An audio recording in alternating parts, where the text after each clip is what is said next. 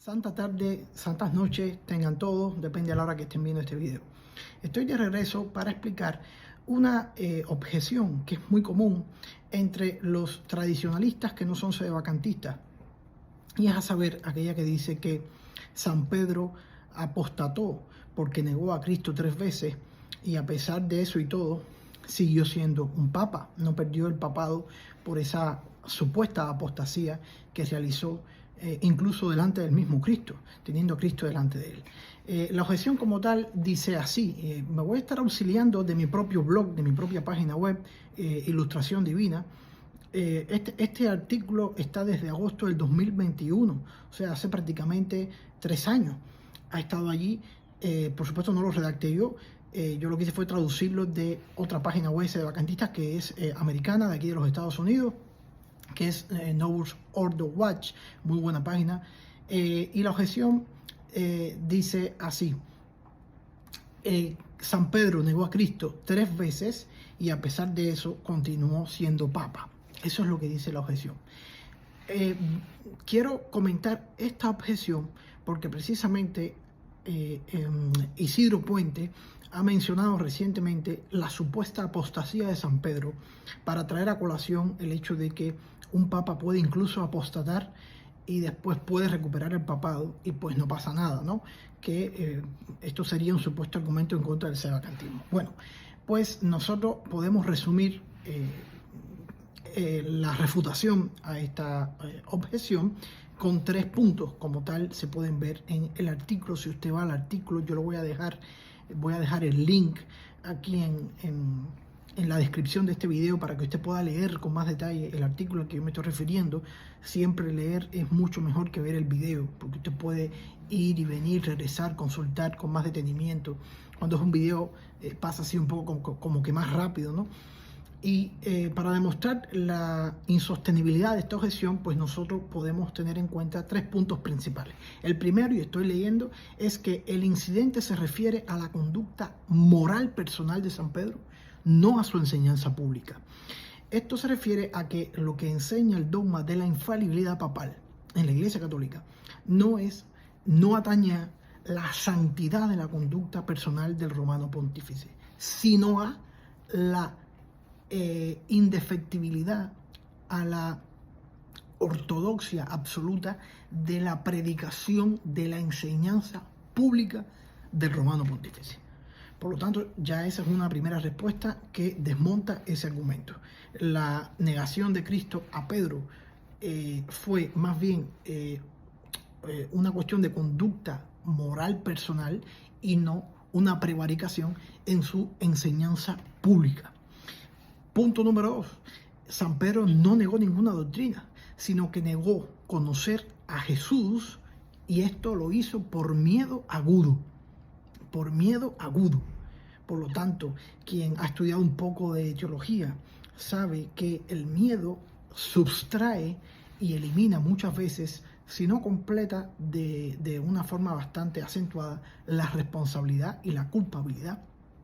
De hecho, cualquier acción legal realizada bajo coacción, amenaza y miedo suele ser ilícita y nula.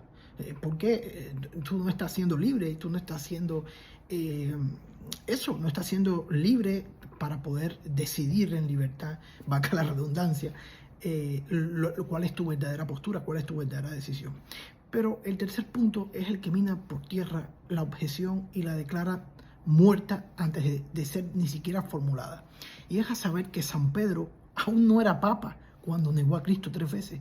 Por lo tanto, esta supuesta apostasía, esta supuesta herejía de San Pedro al negar a Cristo 3 veces, no sirve en lo absoluto para el debate de si un papa puede heretizar pública y abiertamente, como lo han hecho estos últimos 6 ocupantes del Vaticano desde 1958 hasta el actual, y aún así seguir siendo papa. No sirve este ejemplo supuestamente histórico, porque San Pedro, cuando negó a Cristo 3 veces, todavía en ese momento no había recibido la misión de pastorear la iglesia. Por una sencilla razón: el papa es el vicario de Cristo. Vicario significa el que representa cuando esa persona no está. Ahora bien, si Cristo no había ni siquiera muerto precisamente era en la pasión, en la noche de la pasión, cuando San Pedro lo negó. ¿Qué vicariato iba a estar ejerciendo San Pedro? El papado de San Pedro, su misión apostólica, comenzó recién después de que Cristo ya no estuvo más entre nosotros. Esta no es mi opinión, esta no es la opinión de los sedevacantistas. Esta es nada más y nada menos que la opinión de la Iglesia, expresada y en la página web, cuyo link yo les pongo en la descripción del video, está acotada la cita, nada más y nada menos por un doctor de la Iglesia, que es San Roberto Bellarmino. Precisamente San Roberto Bellarmino refuta ya esta objeción, nada más y nada menos que contra los protestantes, que fueron uno de los que siempre trataron de utilizar esta supuesta herejía de San Pedro para negar la infalibilidad papal. Da pena y vergüenza que supuestos tradicionalistas hoy acudan a literatura y ejemplos protestantes, o como mínimo que los protestantes siempre han intentado usar, los protestantes para negar el papado y su infalibilidad, y los actuales tradicionalistas, con buena intención, vamos a suponerlo, para negar ese sedevacantismo.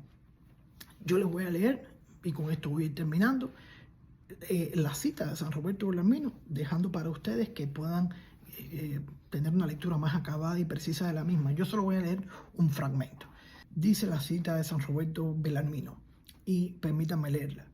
Cuando San Pedro negó a Cristo, aún no había comenzado a ser el sumo pontífice, pues es cierto que la regla eclesiástica le fue entregada por Cristo en el último capítulo de Juan, ya que el Señor le dijo después de la resurrección: Simón, hijo de Juan, apacienta a mis ovejas. Por lo tanto, esa negación de Pedro no puede contarse entre los errores de los pontífices romanos. Fin de la cita de San Roberto Bellarmino. Por lo tanto, ahí lo tienen. No es mi opinión, es la opinión nada más y nada menos que de un doctor de la Iglesia. Y no es menor este argumento, porque en teología católica lo importante no es ver cuán lógico es o no tu argumento, sino cuán autorizado o no está. Y lo que hace que tu argumento esté autorizado o no es que tú logres poner de tu parte citas de grandes autores reconocidos por su erudición y santidad por el magisterio infalible de la Iglesia, a saber, doctores, santos papas, etcétera, grandes teólogos afamados por su erudición. Y entonces sí, tu teoría para explicar cualquier hecho histórico de la historia eclesiástica podría ser defendible o no. Por lo tanto, aquí tenemos el respaldo de este gigante, de este monumento de la teología, que es nada más y nada menos que San Roberto Bellarmino. Pero disculpen, había dicho que iba a terminar ya. No, para dar un cierre bueno a este video, si fuera poco autoritativo citar un doctor de la Iglesia como es San Roberto Bellarmino, porque alguien podría decir, esa es la opinión privada del doctor San Roberto Bellarmino. Bueno, pues entonces permítasenos citar a nada más y nada menos que a la Constitución Dogmática del Concilio Vaticano del año 1870, precisamente cuando definió el dogma de del primado de Pedro y de la infalibilidad papal. Dice así: y solo a Simón Pedro confió Jesús, después de su resurrección, la jurisdicción de pastor y rector supremo sobre todo su rebaño, diciendo: apacienta a mis corderos, apacienta a mis ovejas. Juan 21, versículos 15 y siguientes. Fin de la cita del Concilio Vaticano. Algunos tendrán duda de por qué no digo Vaticano I. Bueno, para los sedevacantistas no existe el Concilio Vaticano I desde que no hubo un segundo, porque el Concilio Vaticano II es un conciliábulo y por lo tanto no es contado como un concilio en la Iglesia, y al ser el último concilio válido, el Concilio Vaticano, sin más, que convocó y dirigió Pío IX en el siglo XIX, en el año alrededor de los años 1870 y un poco más, pues por eso nosotros los sedevacantistas no solemos decir Concilio Vaticano I, decimos simplemente Concilio Vaticano. Después de esta aclaración, vean cómo no solo es la opinión de un eminente doctor de la Iglesia, San Roberto Bellarmino, sino nada más y nada menos que la doctrina oficial de la Iglesia Católica, la que sostiene que San Pedro solo comenzó a ser papa después de la resurrección de Cristo.